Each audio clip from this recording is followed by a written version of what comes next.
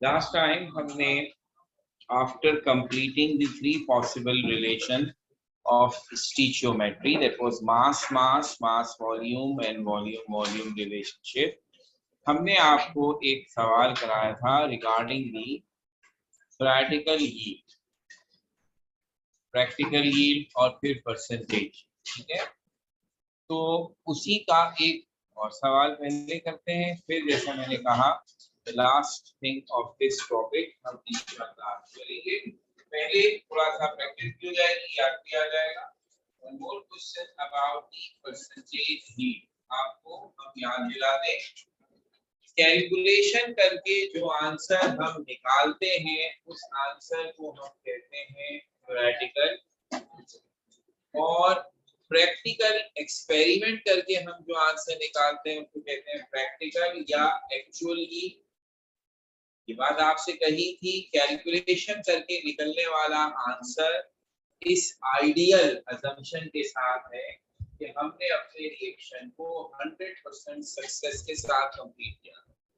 Practically ऐसा नहीं हो पाता, किसी ना किसी वजह से कुछ ना कुछ रिएक्टेंट वेस्ट हो। इसकी जो प्रैक्टिकल आंसर है वो हमेशा थ्योरेटिकल आंसर से कम होगा। जब आपके पास ये दोनों आंसर हो तो आप कम वाला यानी कि प्रैक्टिकल आंसर ऊपर रखते हैं, थ्योरेटिकल नीचे रखते हैं और 100 से मल्टीप्लाई करते हैं, तो ये आपको परसेंटेज है। क्वेश्चन में थ्योरेटिकल यानी कैलकुलेटेड वाला आपसे निकलवाएंगे, तो हमें पता है कैसे निकलता है। प्रैक्टिकल वाला जैसे बात है, आप प्रैक्टिकल तो नहीं कर रहे, क्वेश्चन में हम गिवन देंगे और फिर आप उससे percentage. So in such a situation, आपके लिए ये क्वेश्चन है।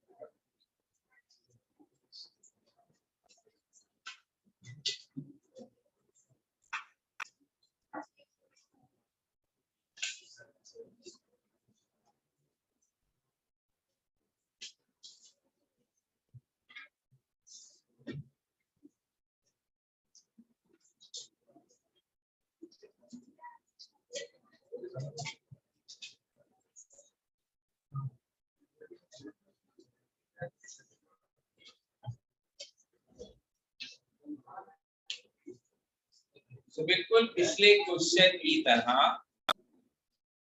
आपको सबसे पहले एक रिएक्शन बैलेंस इक्वेशन के साथ दिया है। It is one of those reaction जिसकी मदद से हम क्लोरीन गैस बनाते हैं। So chlorine gas can be prepared by, reaction है कि NaCl और वाटर का रिएक्शन कराकर हम NaOH Cl2 और H2 बनाते हैं।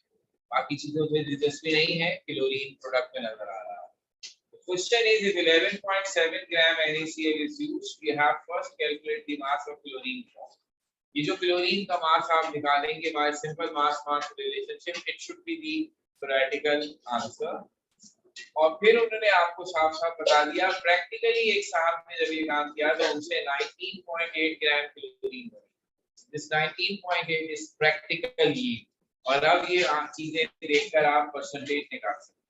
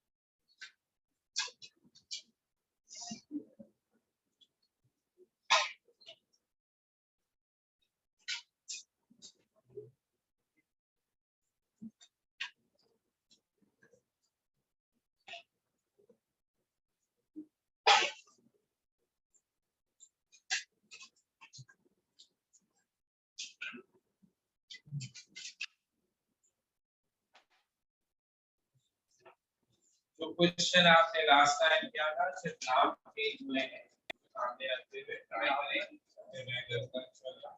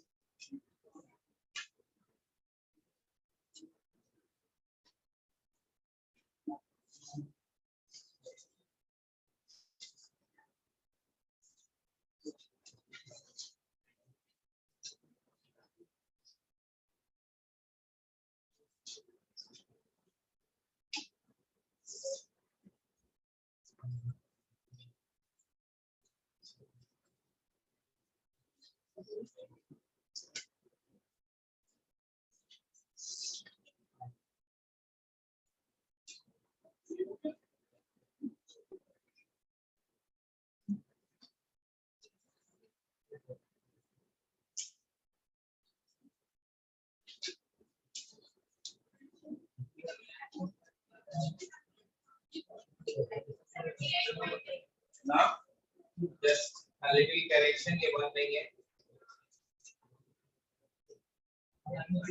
9.8 नॉट 19.8, ये गलती से मुझसे मन लगा है, इसे ठीक कीजिए।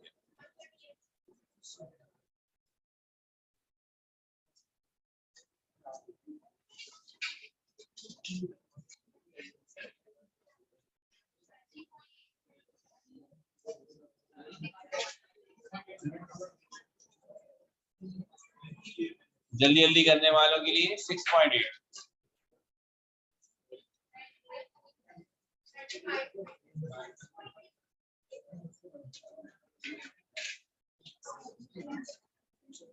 सबसे पहला काम आपने लिखा मास ऑफ सोडियम क्लोराइड 11.7 और mass of chlorine for radical to be determined.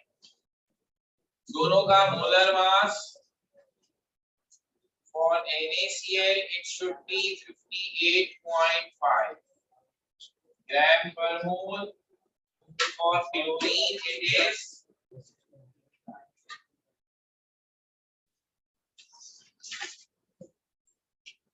71 gram per mole. सबसे पहले प्रैक्टिकल यील्ड के लिए आपने इक्वेशन के साथ मास मास रिलेशनशिप करना है। जो इक्वेशन क्वेश्चन में गिवन है उसके मुताबिक क्लोरीन और सोडियम क्लोराइड के 2:1 का रेशियो है।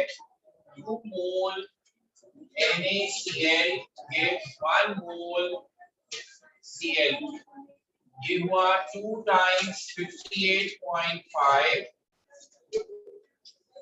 और ये हुआ 71 ग्राम Cl। Unitary method 117 gram NaCl, 71 gram chlorine,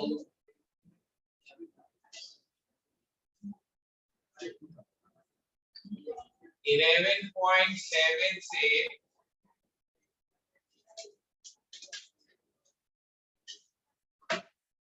your answer is 7.1। ये जवाब है प्रैक्टिकल yield is 7.1 ग्राम। मैंने इसलिए चेंज किया क्योंकि practical yield should be less than the practical। तो ये 6.8 जो हमें गिवन है it is practical। अब काम बहुत आसान है। परसेंटेज के लिए हमारा फॉर्मूला है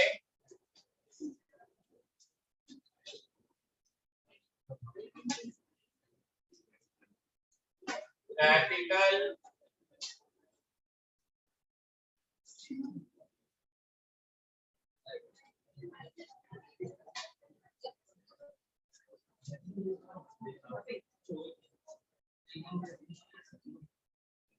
for practical each is radical multiply by 6.8 7.1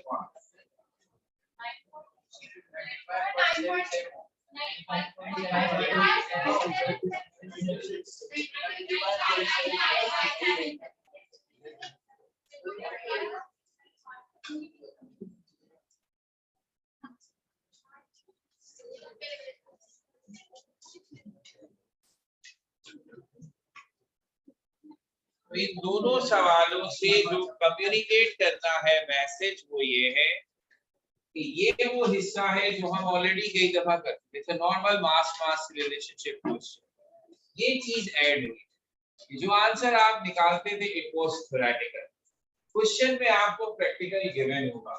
it's just a question of using this formula, क्या आप ये फॉर्मूला यूज करके एक एडिशनल काम, ठीक है, okay. So after doing these things, which is simple relationship of mass to mass volume, अब जैसे मैंने कहा इसका लास्ट कंपोनेंट हम करेंगे। अब वो क्या है,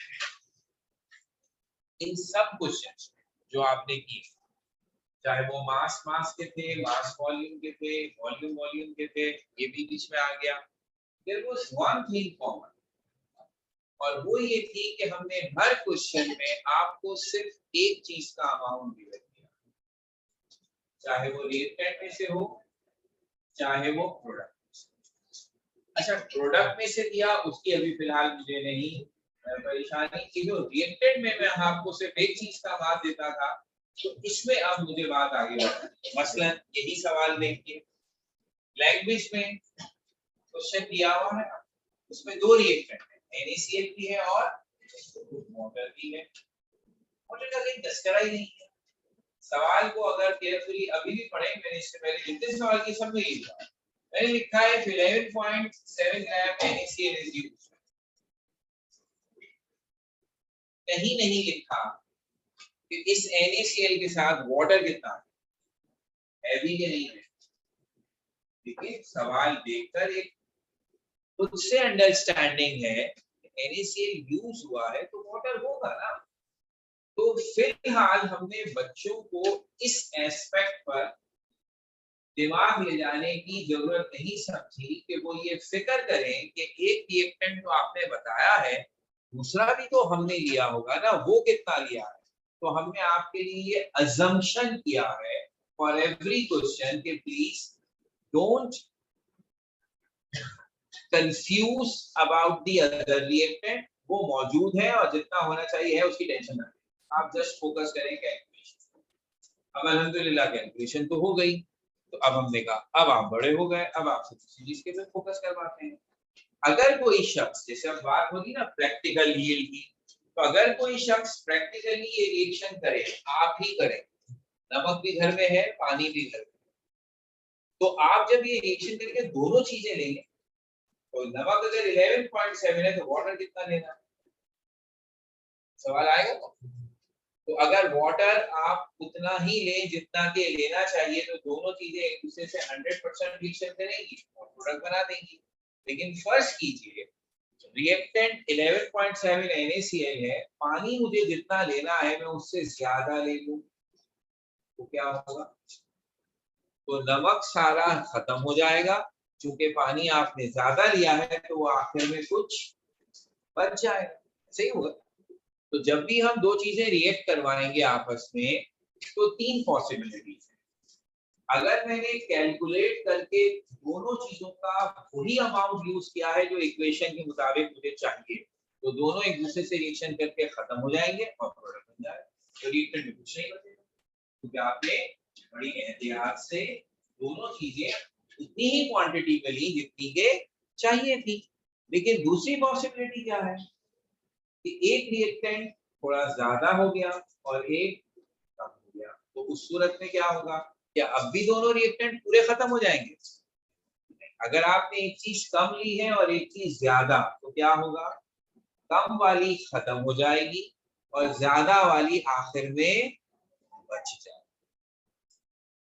तो हम कहते हैं वो रिएक्टेंट जो रिक्वायरमेंट से कम लिया जाए और इस तरह वो फुल फिनिश होकर अपने आप को खत्म कर दे, उसको हम कहते हैं लिमिटिंग रिएक्टेंट। और जो कंपैरेटिवली ज्यादा क्वांटिटी में लेने की वजह से आखिर में बच जाए तो उसको कहते हैं एक्सेस। ठीक है, दो टर्म्स, एक है लिमिटिंग और एक है एक्सेस। आपके सामने अब मैं एक आसान सा रिएक्शन रखकर इस बात को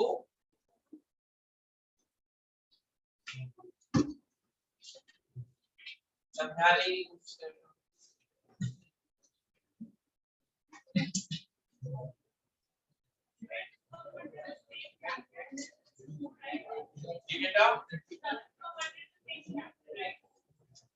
It's in the same chapter, in the same topic of chemical structure.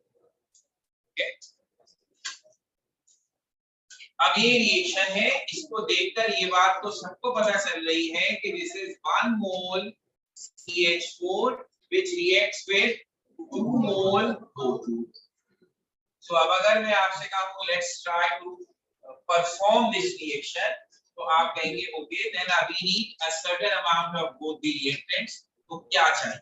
अगर 1 मोल मीथेन शुड बी, अगर आपसे कहूं 1 मोल मीथेन कितना मास बना, CH4 का मोलर मास 16, तो आप कहेंगे सर आप मीथेन 16 ग्राम ले लीजिए। O2 कितना चाहिए? 2 मोल। O2 का मास कितना होगा? 32, तो 2 मोल्स का मास कितना होगा? 16। सो अगर आप चाहते हैं कि 16 ग्राम मीथेन कंप्लीट रिएक्शन करे तो आपको एग्जैक्ट 64 ग्राम O2 चाहिए। तो अगर मैं या आप परफेक्ट कैलकुलेशन करके मीथेन 16 और O2 64 ग्राम ले, तो इट मींस हमने आइडियल अमाउंट लिया है। ये दोनों एक दूसरे से रिएक्शन करेंगे, कोई बचेगी चीज? सवाल ही पैदा नहीं होगा। दोनों एक दूसरे के साथ कंप्लीट रिएक्शन करेंगे और जो भी प्रोडक्ट बनना है बना लेंगे। रिएक्टेंट पीछे नहीं बचेगा। अब ये नहीं कहेंगे पीछे देखो थोड़ी सी मीथेन रह गई या ऑक्सीजन रह गए, नो, ये बिल्कुल इस वक्त परफेक्ट आइडियल अमाउंट। लेकिन ये तो हुई सिचुएशन 1 जिसका नतीजा है कंप्लीट रिएक्शन। सिचुएशन 2 कि आपने 16 ग्राम मीथेन लिया और 70 ग्राम ऑक्सीजन ले लिया। अब आपके ख्याल में क्या होगा? मीथेन के 16 को 64 ग्राम ऑक्सीजन चाहिए, उसने 64 ग्राम ऑक्सीजन के साथ रिएक्शन करके अपने आप को खत्म कर लिया। ऑक्सीजन खत्म हुआ? नो। कितना रह गया? 6 ग्राम। तो अब आपका क्या कमेंट होंगे? 6 ग्राम O2 लेफ्ट। ठीक होगा? मीथेन पूरा खत्म हो गया, ऑक्सीजन 6 ग्राम लेफ्ट हो गया। तो अकॉर्डिंग टू माय डेफिनेशन जो चीज पूरी खत्म हो गई वो कौन? लिमिटिंग।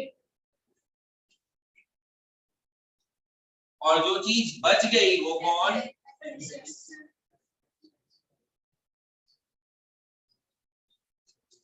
ठीक है। तीसरी सिचुएशन 16 ग्राम मीथेन लिया और 50 ग्राम ऑक्सीजन और हाँ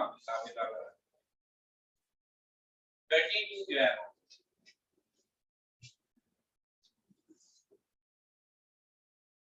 अब कौन सी चीज पहले खत्म होगी?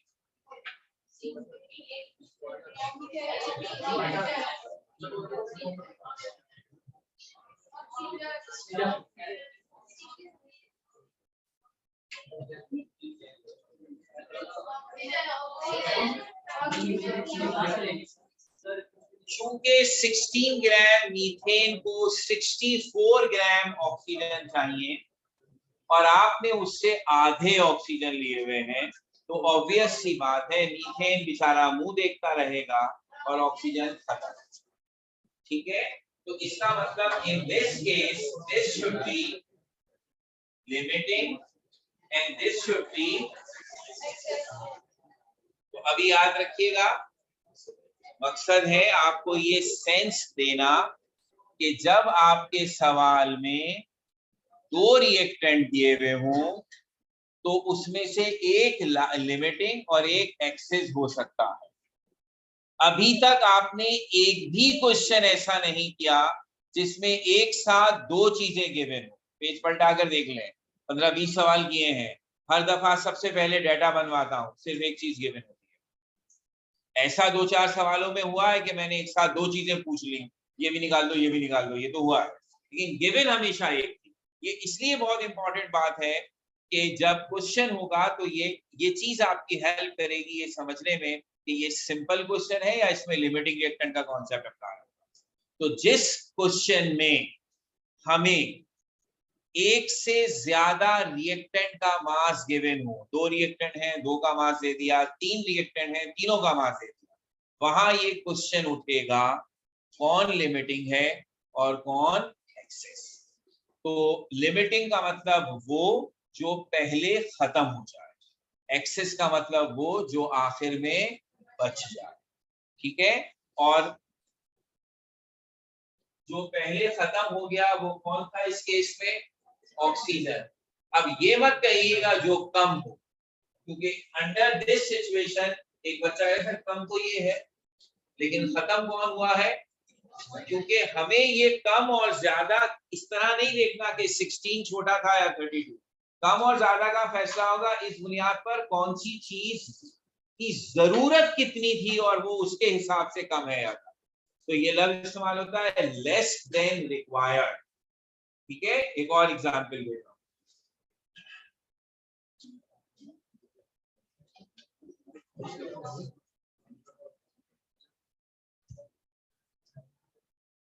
जिसने किया है उसे याद आ जाएगा और जिसने ये एक्सपेरिमेंट नहीं किया है उसे मैं इन्फॉर्म कर रहा हूं।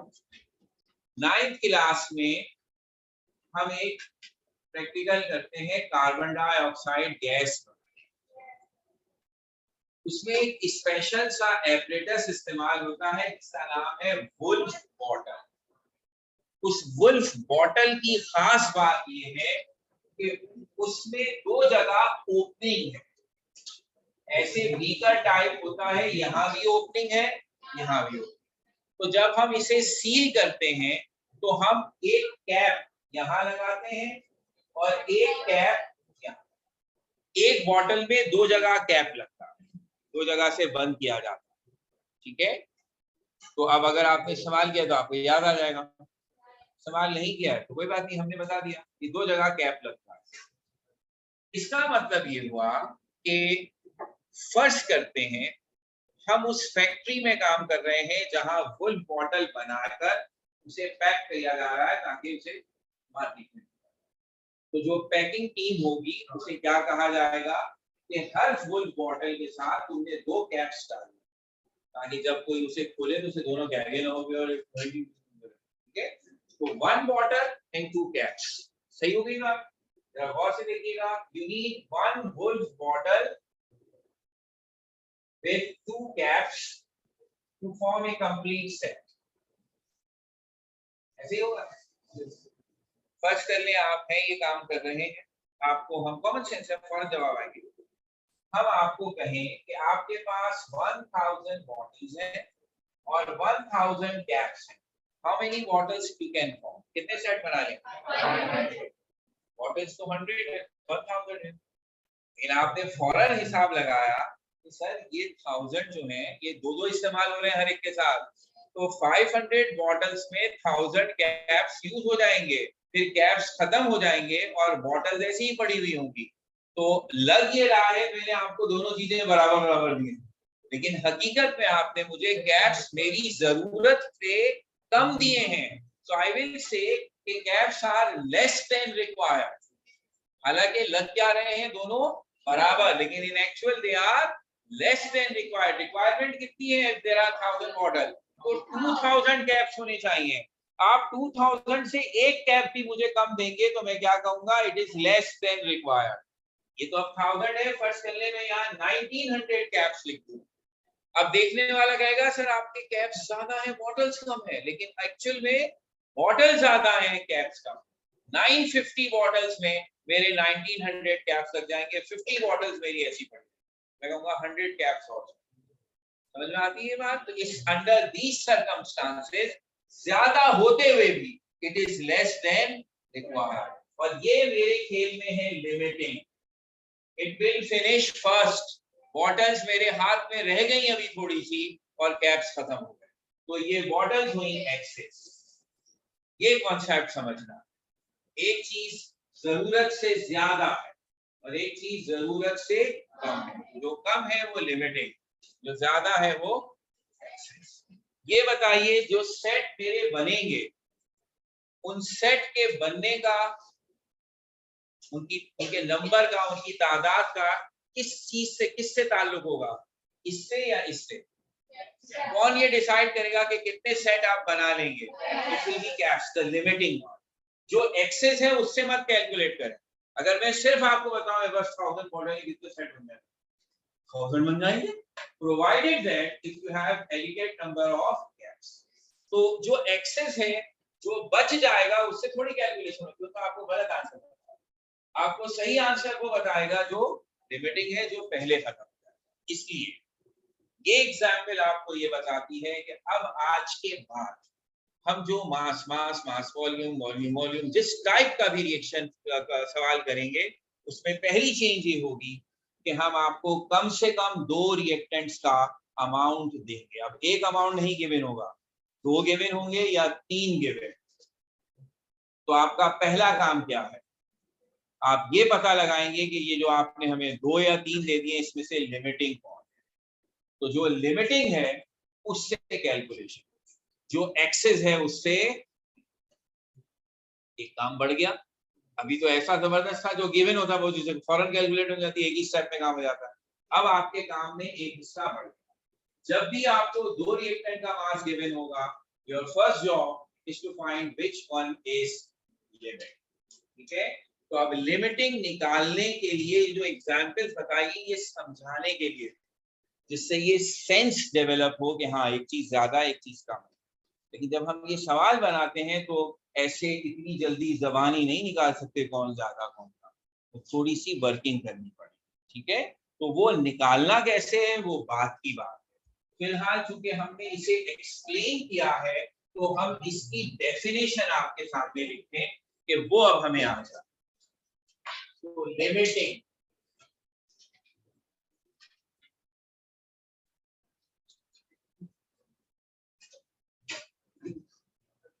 reactant that use up first and stops the reaction is called limiting reaction. It is always less than required and amount of product form depends upon। देखा जाए तो डेफिनेशन में हमने लिमिटिंग रिएक्टेंट की 4 बातें, 4 खूबियां लिखी हैं। The reactant that used up first, जो सबसे पहले खत्म हो जाएगा। पहले खत्म इसलिए हो जाएगा क्योंकि वो रिक्वायरमेंट से कम है, और चूंकि वो खत्म हो जाएगा तो प्रोसेस रुक जाएगा।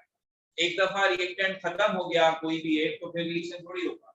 अगर आपके पास से ये कैप्स खत्म हो जाएंगे तो जो बॉटल के सेट बनाने का प्रोसेस है वो रुक जाएगा। अकेली बॉटल से तो कोई कुछ नहीं कर सकता, सारे मजदूर रुक जाएंगे, मकान हो ही नहीं सकता। तो एक भी चीज कम हो जाए प्रोसेस रुक जाता है। तो लिमिटिंग रिएक्टेंट की खूबी that used up first and stops the reaction. दूसरी खूबी, तीसरी खूबी, ये हमेशा जितनी इसकी जरूरत है उससे कम होता है, लेस देन रिक्वायर्ड। और कितना प्रोडक्ट बनेगा ये बात लिमिटिंग रिएक्टेंट से पता चलेगी, एक्सेस से पता चलेगी। अब एक्सेस की डेफिनेशन लिखते हैं। अगर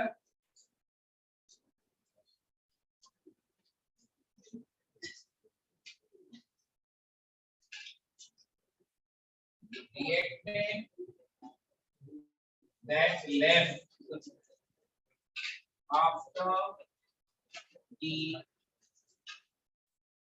limiting reactant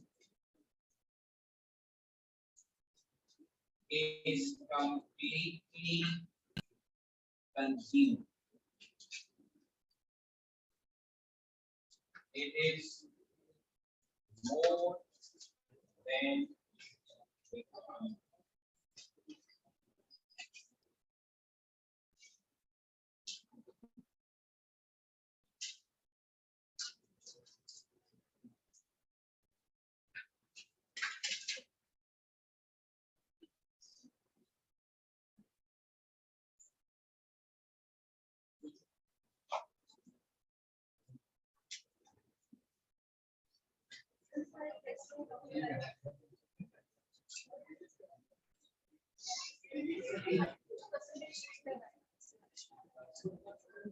अब हमने लिमिटिंग और एक्सेस रिएक्टेंट को डिफाइन किया है। अब इसके सवाल करना हमारा काम है जो हम करेंगे। हमारा जो टेस्ट मंडे को होना है उसके टॉपिक्स हम ऑलरेडी बता चुके हैं। उसमें जो काम हमने आज लिमिटिंग एक्सेस का किया है ये शामिल नहीं होगा। हम फिर बता दें, उसमें शामिल होंगे मोल एवोगैड्रोस के सवाल जो हमने फर्स्ट टेस्ट में किए और उसके बाद ये सब, और chemical stoichiometry, mass relationship, mass volume relationship, volume relationship and percentage heat. ठीक है, यहाँ तक आएंगे। दरमियान में दो एक डेफिनेशन है मोल और एवोगैड्रो नंबर की, वो पूरी हो गई। बाकी सारे न्यूमेरिकल, ठीक है, केमिकल स्टिचियोमेट्री की डेफिनेशन आ गई थी, जैसे एक दो डेफिनेशन है, बाकी सिर्फ न्यूमेरिकल। ठीक है, थैंक यू।